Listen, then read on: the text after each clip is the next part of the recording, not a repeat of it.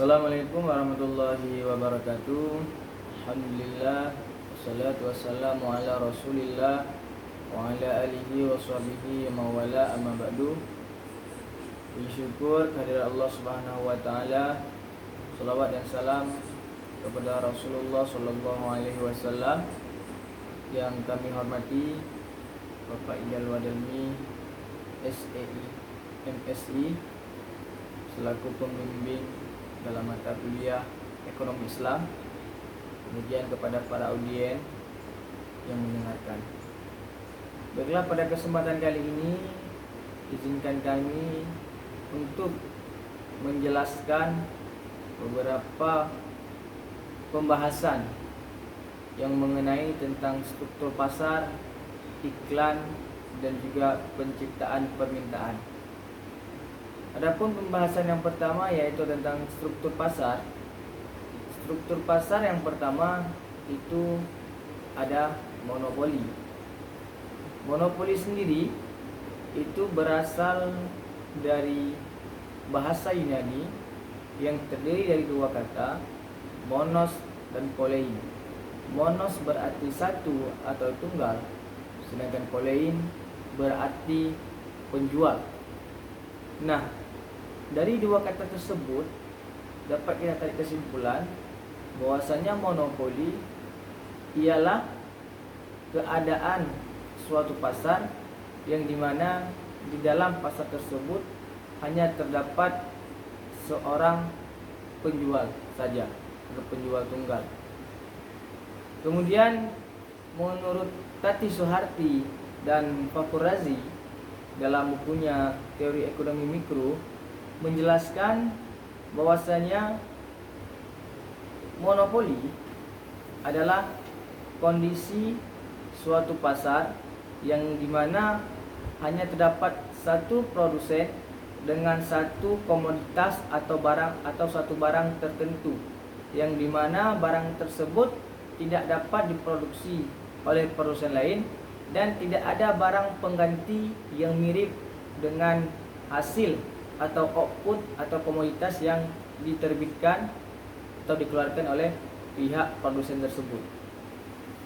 Nah, adapun ciri-ciri pasar monopoli yaitu yang pertama yang bisa kita lihat yaitu tidak adanya persaingan dikarenakan hanya terdapat satu penjual saja. Nah, kemudian penjual ini dapat menentukan harga sesukanya karena tidak ada penjual lain yang menjual barang tersebut. Kemudian ciri-ciri berikutnya di dalam pasar monopoli ialah tidak adanya atau tidak banyak periklanan dikarenakan ya tidak ada persaingan, itu saja. Kemudian untuk struktur pasar yang kedua itu ialah oligopoli. Oligopoli merupakan lawan dari pasar monopoli, yang dimana oligopoli yaitu di dalam pasar terdapat berbagai atau bermacam-macam banyak penjual yang menjual suatu komoditas tersebut, tidak hanya satu orang saja. Nah, kemudian pasar oligopoli ini terbagi kepada dua. Yang pertama, oligopoli dengan diferensial produk, yaitu di mana suatu produsen atau suatu perusahaan menjual suatu produk yang dimana produk yang dikeluarkan itu berbagai macam. Misalkan satu perusahaan mobil, perusahaan mobil tersebut mengeluarkan berbagai macam jenis mobil. Kemudian juga misalkan perusahaan HP, mereka pun mengeluarkan berbagai macam bentuk dan jenis-jenis HP, seperti apa yang tergantung apa yang diinginkan oleh para konsumen. Kemudian ada yang kedua yaitu oligopoli dengan tanpa diferensial produk, yaitu para perusahaan atau produsen yang mengeluarkan suatu produk yang hanya mengeluarkan satu produk saja, tidak ada produk lain. Misalkan industri baja, industri kimia. Nah, mereka hanya mengeluarkan mungkin satu produk saja. Kemudian yang kedua yaitu tentang iklan. Iklan ialah media promosi oleh seorang penjual atau oleh sebuah perusahaan dalam rangka memberitahu atau ingin memberi informasi kepada para konsumen tentang produk yang akan diterbitkan, sehingga hal tersebut dapat mempengaruhi konsumen ataupun dapat memberi pengetahuan kepada konsumen tentang produk apa yang dikeluarkan oleh perusahaan tersebut. Nah, kemudian yang ketiga ada pembahasan tentang ihtikar. Ihtikar dalam bahasa berarti merusak pergaulan. Adapun secara definisi, ihtikar yaitu proses menimbun suatu barang yang dimana proses tersebut akan membuat suatu barang yang ditimbun itu menjadi langka di suatu pasar, dan barang tersebut di saat barang tersebut sudah langka maka harganya akan naik, yang dimana pada saat harga akan naik maka si penimbun tadi akan menjual kembali barang yang ditimbunnya dengan harga yang sangat tinggi. Kita melihat di masa pandemi ini kawan-kawan semua, bahwasanya ada beberapa oknum yang menimbun barang-barang yang sangat-sangat diperlukan oleh masyarakat kita di masa pandemi. Salah satu contoh kemarin pada awal-awal pandemi, kita mungkin semuanya membutuhkan masker, semuanya membutuhkan hand sanitizer.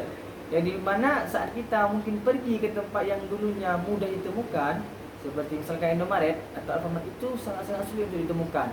Karena ada beberapa oknum yang secara sengaja menimbun barang tersebut, menunggu harga dari barang tersebut naik, kemudian menjualnya kembali dengan harga yang tinggi. Ini di dalam Islam sendiri perbuatan ini dilarang dan perbuatan ini haram. Ada juga kemarin kita melihat sama-sama bahwasanya di saat suatu produk susu produk susu beruang, pada saat itu mungkin harganya kisaran 10.000 pada saat sebelum pandemi. Akan tapi di saat pandemi, di saat jumlah permintaannya naik, maka ada beberapa oknum yang menimbun barang tersebut, sehingga di saat kita mencari sekarang, harga barang tersebut bisa di kisaran 20.000 bahkan lebih, bisa 2 kali lipat. Itulah efek negatif atau bahayanya daripada penimbunan barang atau ihtikar itu sendiri, kawan-kawan. Baiklah, untuk yang terakhir yang menjadi pembahasan kami pada kesempatan kali ini, yaitu mengenai tentang penciptaan permintaan. Secara definisi, kita ketahui bahwasanya penciptaan permintaan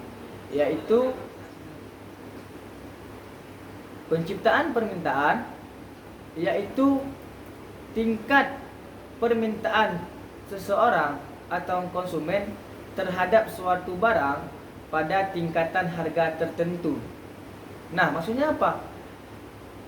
Permintaan seseorang itu sesuai dengan berapa banyak barang yang terdapat di dalam suatu pasar.